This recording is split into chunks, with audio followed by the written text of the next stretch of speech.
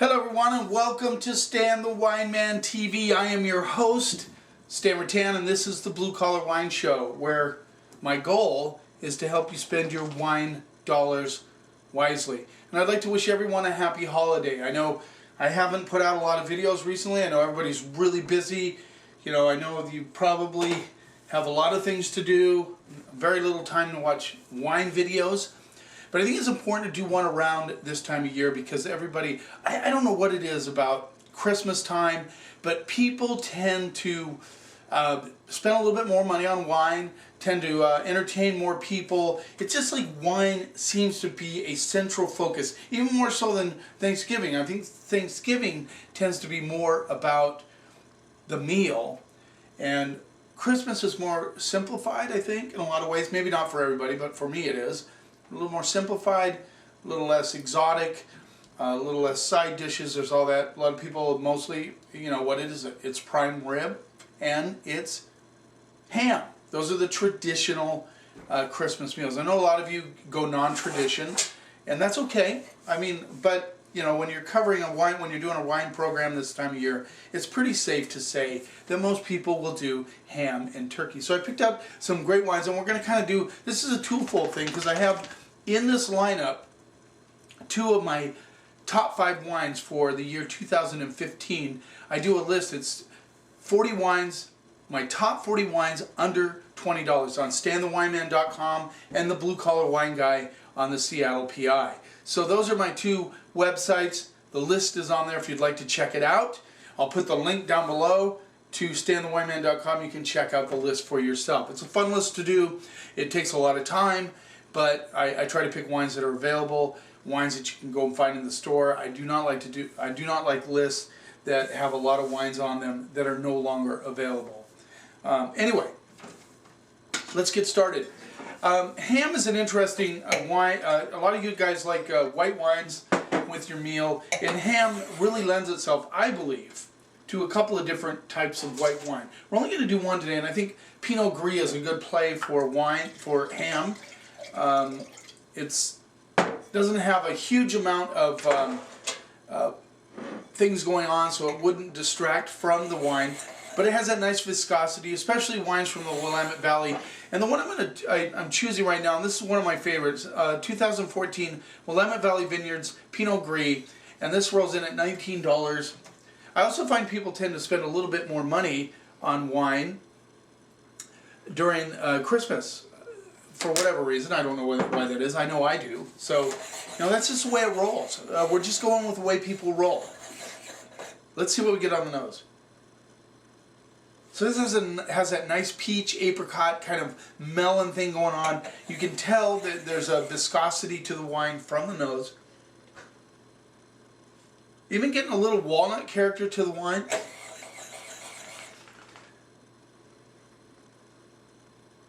Yeah, I like the nose on this. And you know, Pinot Gris is just such a good play from Willamette Valley for ham.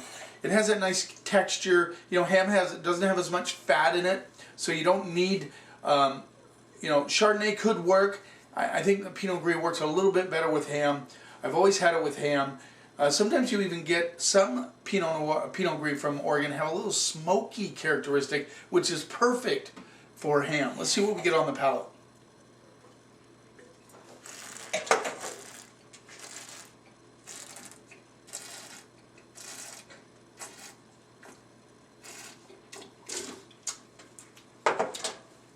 You know, nice richness, and I like that about this Pinot Gris.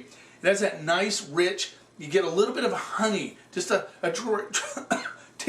excuse me, just get a trace of honey, but it's not the sweetness of honey, it's the flavor of honey, if you can understand that. A little bit of apple coming through, which I find very intriguing. I like the apple component. It has definitely melons, a little bit of white flowers coming through, a little bit of that apricot peach element coming through also.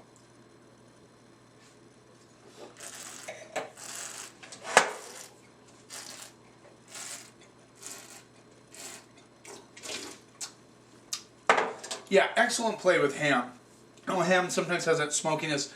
Ham has that really strong flavor, and I think this would complement it very nicely. There's enough going on with this that it would complement the ham. That's really what you want to do when you're doing wine and food pairings.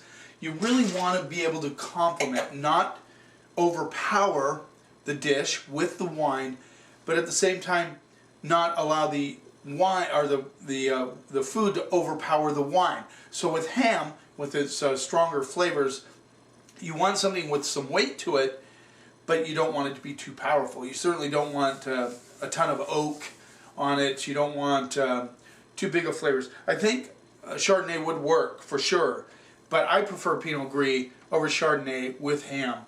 And I think a lot of, I mean, Pinot Gris is still a strong category in the wine department. It has not slowed down very much over recent years. And it's different, and you got to be careful. You used to be able to, and this kind of bothers me just a little bit. I'm just going to get on my soapbox for a minute. But Pinot Grigio, you used to be able to tell the difference between Pinot Grigio and Pinot Gris. Gris always had a little more viscosity, a little more weight in the mouth from Willamette Valley. Now they've kind of, you know, they make Gris in a Grigio style, and it's really hard sometimes to tell if it's going to be like a Pinot Grigio, which is lighter, more fresher style, or if it's going to be like a Gris, more viscosity, more weight. But the Willamette Valley Vineyards has always had that. I love the 14 vintage. It's an excellent wine. I'm going to go A- on that. I think it's a beautiful Pinot Gris for $19. There you go. That might have made it on my top 40 under 20 had I reviewed it before I put out my list. Now we're going to move on. Another great wine with ham. You could go Syrah, but Pinot Noir is also very good with ham. This is the Renegade Wine Company 2014 Pinot Noir, and I like this one because it rolls in at $15. This is Trey Bush's from Sleight of Hand Cellars. This is his second label. He's a negociant. He gets his juice from other wineries. He bottles it under the Renegade wine label. He's under a no disclosure agreement that he can't tell you where he got the Pinot Noir from or whatever other varietal he does. Grenache, he does a red blend. He does several wines under the Renegade label. $15. Let's see what we get on the nose. Interesting. I almost get like a candy-esque, like a cherry candies. You know those hard candies you get in Christmas tins? I haven't had them in a long time. My favorite, all-time favorite, were the raspberry-filled hard candies. You know, they have that chewy center. Love those. Haven't had them in a long time. They're actually, I haven't seen them in a long time. But those were my favorite by far. This has like a cherry candied, hard candy. Getting a little bit of strawberry, and I get a nice little root beer edge, which is very typical of Oregon Pinot Noir, is to get a little bit of sarsaparilla, a little bit of root beer coming through. There's just a hint of earth, kind of a bark earth, dried earth thing going on. A little bit of licorice too. So I like the nose on this a lot. I like it a lot. Always encourage people to smell their wines. If you don't take the time to smell the wine, honest, cross my heart, if you don't take the time to smell the wine, you're missing out on a huge part of the beauty of wine. And you know, it's like people that crave baked goods as they smell them in the bakery. There's a reason for that. The aromas have a lot to do with your anticipation of what you're going to get on the palate. So it is true there are some wines that are very muted and they're good on the palate, but if you can just enjoy it, if you can just smell it, just, it doesn't have to be a lot, but just kind of see what kind of aromas you get out of it, it will enhance your wine drinking experience. And you know, no matter how goofy people, you know, people might, who cares if they make fun of you? They can go jump in a lake. Just take time to smell the wine. Did I date myself to saying jump in the lake? Been fighting a cold, hasn't affected my sense of smell. It's funny. Have you ever gotten a cold where your actual sense of smell becomes more acute? That's the kind of cold I have now, and my ears are ringing like crazy. So if I seem a little bit off, that's why. Just letting you know. Oh, by the way, I didn't mention, Seahawks are in the playoffs. They secured a playoff berth. Congratulations to the Hawks. Looking forward to what they'll do in the playoffs. I'd love to see them go to the Super Bowl again. That would be awesome. They certainly have the team to do it once they get Marshawn Lynch back in the lineup. He's supposed to come back the last game of the season. If they feel like they don't need him, they'll rest him for the playoffs. Too bad about Rawls. I mean, that was terrible. He got hurt. But anyway, they're doing good. You know, I mean, Wilson's on a roll, man. That guy is just amazing right now. So let's see what we get on the palette.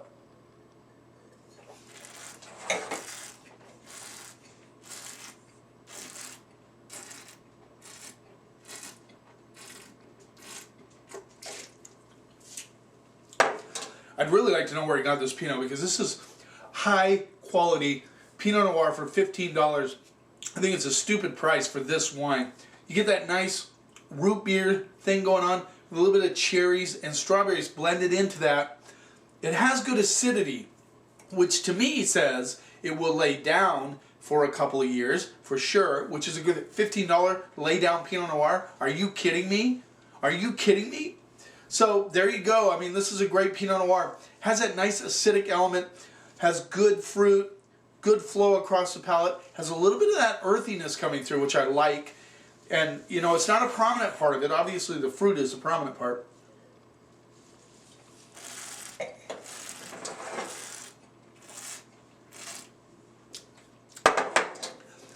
This is a food Pinot Noir. And when I say that, when anybody says this is a food wine, it has enough acid you would not, I mean, you could probably sit down and enjoy this by itself. But it's really, really astringent on the backside of this wine from the acid. With food, this is perfect. I can see this with ham, big time. Or, you know, any kind of food, actually, really, with this would be good. Not any kind. Excuse me. Let's backpedal a little bit. Let's just stick with ham. This would be a great ham wine.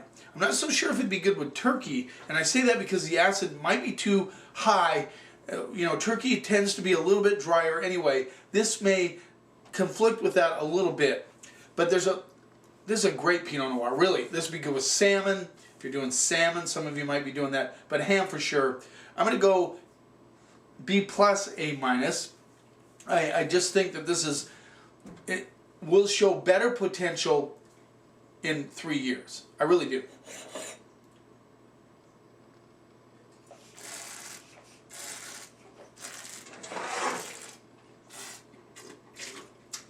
What I like about this Pinot is that initial attack up front is fruit. But it's not goopy fruit.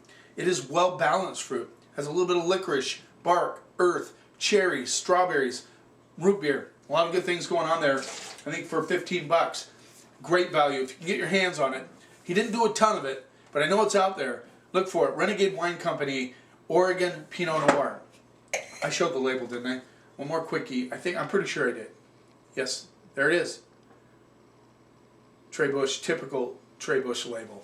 Awesome. All right, let's move on. I was thinking about Petite Sirah for roast beef, for prime rib. Certainly it's a varietal that not a lot of people go to. I mean, there's always the Bogle Petite Sirah. Believe it or not, I think Bogle Essential Red has now usurped Bogle Petite Sirah in sales, which is hard to believe. That used to be the go-to Petite Sirah. Everybody bought Bogle's Petite Sirah. Slowed down quite a bit, actually, in my store. And Petite Sirah is one of those varietals that is really never, ever, ever, ever just taken off as a varietal. I don't know if it ever will. It's hard to say right now. I could not be a prognosticator. I would say I just don't know. So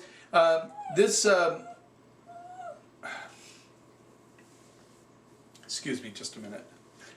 This is from this is Crisscross Petite Sirah. I was watching my dog. Excuse me just a minute. He's just gonna no, I'm not gonna do it.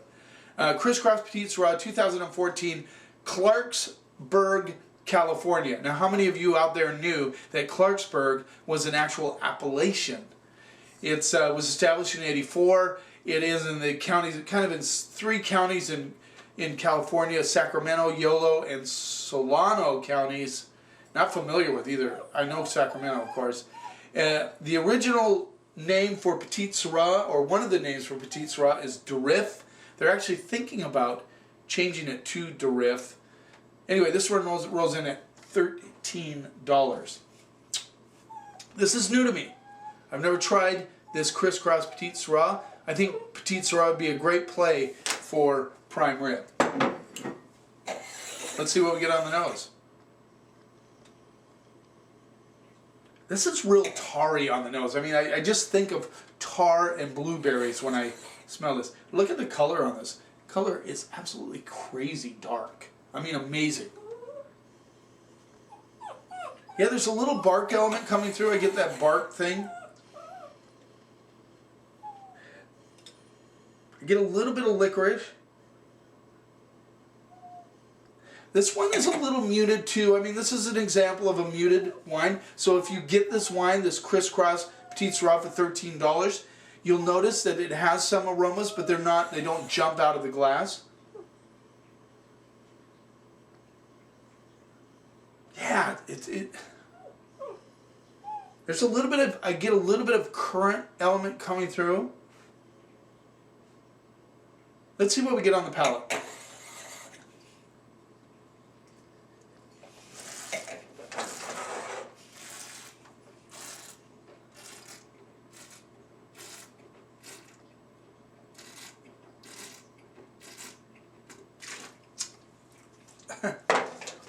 Wow, this thing, like, boom, I mean, like, pow, pow on the palate. I mean, it is big. It is big. It is fruit forward.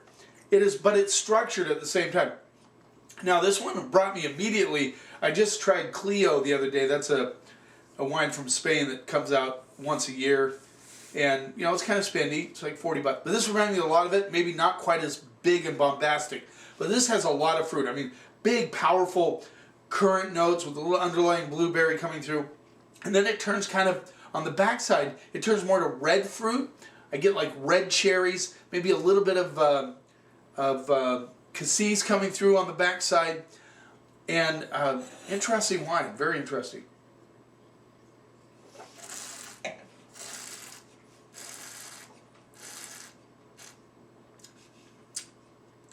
little bit of cola coming through, kind of like a, they blended a little bit of Coca-Cola through there, but not the sweetness of Coca-Cola, just that, like, once again, that flavor. And then the backside, you get this like spiciness, like white pepper, black pepper coming through.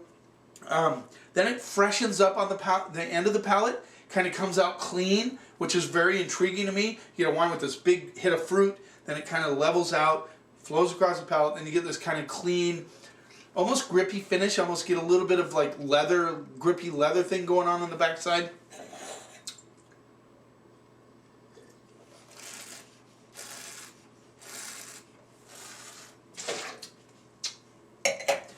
Might be a little too fruit forward for some people, but I like it. I think it would be good prime rib wine. I can just see it with the fat of the prime rib hooking up with that nice fruit, and then the finish being as fresh as it is. I can just, these guys would jive, man. These guys would hook up. You know, it'd be like Wilson and Baldwin. You know, touchdown. This is a touchdown wine. 13 bucks, Crisscross. I wish I would have found out about this before this week. I won't, you know, we live on an island, okay?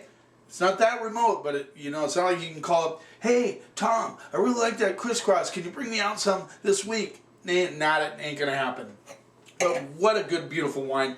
Even if you were just buying it for an everyday wine, 13 bucks is a good play. Yeah, I'm gonna go B+ on that one. I like it a lot. I think it's a great wine. I'm not gonna go in the A- category. I just think it's a really solid B+ wine. Let's move on. Kind of mixed on how to do that. No, which one? Okay, so these two wines are in my top 5 of my top 40 wines under $20 in 2015. The first one is the 2013 Whidbey Island Winery Merlot Yakima Valley. This rolls in at $17. Now, 2 years ago, their 11 Merlot was on my list. It was also my #1 wine. These guys know how to do Merlot, and it really pisses me off when I read wine awards and they do not give this one any sort of a medal. I don't know if they don't submit it or whatever the case is, or people are just still in that silly no Merlot fad that started with that Sideways movie. You know, let's not listen to Hollywood, please. Come on. Come on. Let's see what we get on those. Now, I was very excited about this wine I like the 11. I think the 13 was a little bit better, but let's see what we get on the nose. See, I just right off the bat, I get these like ripe boysenberry, currant, and a little bit of chocolate underneath. And then on top of that, it has a little bit of bark action, dried bark, a little bit of tobacco coming through.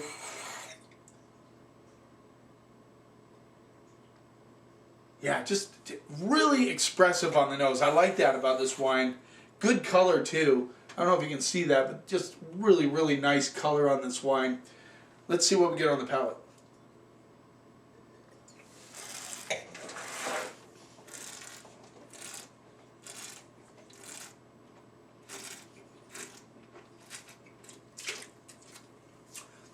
I'm really glad I retasted this. I'm excited. I mean, right off the bat, as soon as it hits your palate, you get a little bit of this interesting like eucalyptus thing going on the backside. I don't know where that comes from. You get chocolate, but the chocolate is very muted underneath the currants, dark cherries, and boysenberry flavors that come through. And there's a little bit of tobacco. But what I like about this, you have that initial attack. It kind of fills your palate, but then it just levels off and it's seamless across with that underlying chocolate. And then you get this nice like spiciness on the backside, a little bit of that white pepper, black pepper thing going on.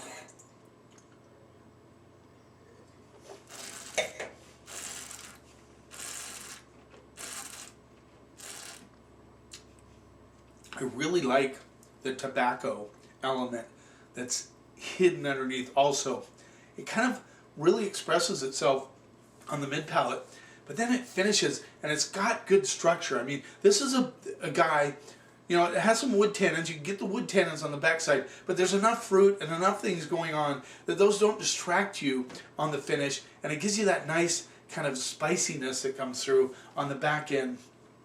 I'm telling you. And then right now, I'm still tasting. It's really interesting. You're getting like these red flower elements that come through big time on the finish. My mouth is watering. You talk about a great prime rib wine. You just talk about a good wine to enjoy. You can enjoy this by yourself. It is going to age very gracefully over the next 5 to 8 years. I would get my hands on some for you. Seriously. $17. I think it's going to go fast. I put it in my PI blog. Last time I put the 11 in there, they sold out really fast. So get your hands on some of this. Forget about that anti-Merlot stuff. Forget it. You're a serious wine drinker if you drink Merlot. It's just, that's the way it is. I think of Massetto from Italy, going for like $400 to $700 a bottle. I think of Pomerol. I think of Petrus, which is predominantly Merlot. You know, those are amazing wines, and they're taken very seriously. Take this seriously. It's a great wine. Definitely A plus wine. I even hate to dump it out, but we need to move on here. This was, I believe, number 5 on my list. 2012, Los Vascos Grand Reserve Cabernet Sauvignon called Chagua Chile. If you're hearing wine in the background, that is my Chewini who wants his toy that I put up on the seat because it squeaks and it's very distracting. He's just going to have to wait. So I was very impressed with this wine. Did I tell you 17 bucks? $17? You know, I think I'm losing it. I'm pretty sure I zoomed up. Once again, quickly. There it is. Los Vascos, 17 bucks. The dog is distracting me for sure. He's just relentless. He needs that toy. But he's not going to get it. I'm not giving in. Okay. Good color on this one also. Very good color on this one.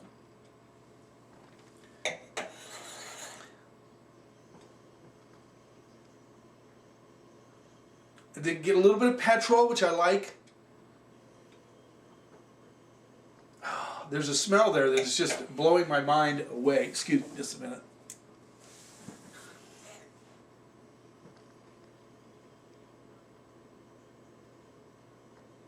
Yeah, it's got a little bit of wood, a little bit of tobacco.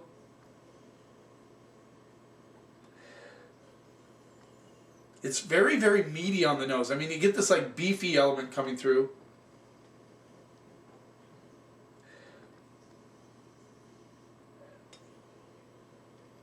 Definitely has currants. There's definitely currants on that. Let's see what we get on the palate.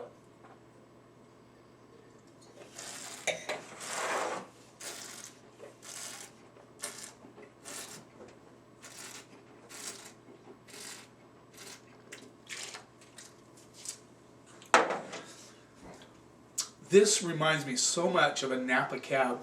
It has that nice intensity on the palate, good flow, good fruit. I mean, definitely currants all day. And it has an edge, just a slight edge of asparagus, but and a little bit of, not broccoli.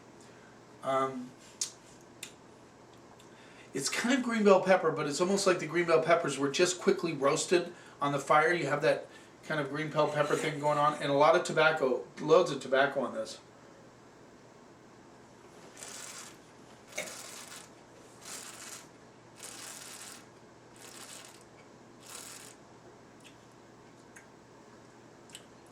Yeah, it kind of reminds me, like when I'm, I'm sautéing some veggies and I take a quick bite. It kind of has that after flavor of that underneath the currants and the tobacco, but solid structure. I mean, very good wine, very good wine.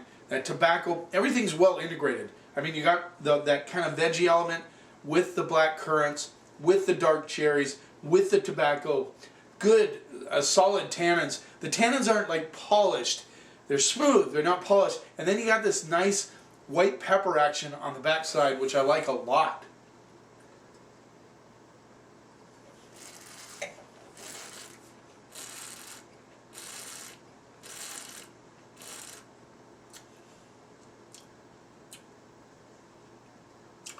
I mean, really, for 17 bucks, what a solid Cabernet Sauvignon. And if you're doing prime rib, and you should be able to get your hands on this. I know I have a lot at the store. It's out there. It's available. I'd get some of this, because this would please not only guys that are into Napa cabs, kind of those polished, smooth cabs, but also people that want a little bit of old world action, just a little bit of that tobacco thing going on. There's a lot going on with this wine. A lot. And I think I gave it too low of a grade last time. I think it's an A wine. It's an A minus A wine. A minus A. I might have given it that grade on my blog. I'm not sure. You can check it out. Great bottle of wine. All of these would be perfect for whatever you're doing during Christmas. I hope you guys have a great holiday. Happy holidays to all of you. Good luck to the Seahawks this Sunday. I believe the Rams are going to give them a little bit of a hard time. I'm thinking like 24 to 14 is what I'm thinking. Seahawks. You keep watching, and I'll keep helping you spend your wine dollars wisely.